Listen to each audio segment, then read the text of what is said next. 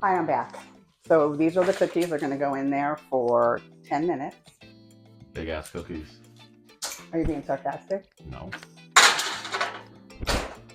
And the margarita. The martini that I have prepared for this pairing is a cranberry martini. So in here I have 3 ounces of vodka, 1 ounce of orange liqueur, which I used triple sec. 1.5 ounce of simple syrup.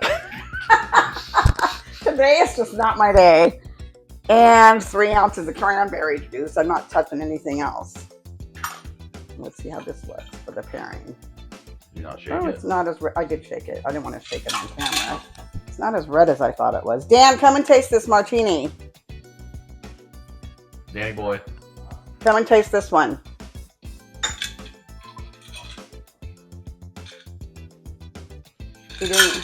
He doesn't like the citrus in these cookies, so he's not going to be my taste tester for that. I'm not big on orange zesty cookies. Do you want to just taste a little one? Or do you want... I prefer the bigger one, but... Yeah. Well, What do you taste? I don't know what I tasted now. Finish that one and I try just the big woke one. up, so I don't know. Well, now I want to taste it. Also cheese. Oh, that is good. Cranberry, orange liqueur. I can't really taste it. I didn't put too much vodka in this one. The last week we did the That's not that strong. The last one or the other one. They're both good. Tori, you want to come and taste it? They're both good. I'm just kidding. I love her. She probably doesn't want to drink because she's going to drive.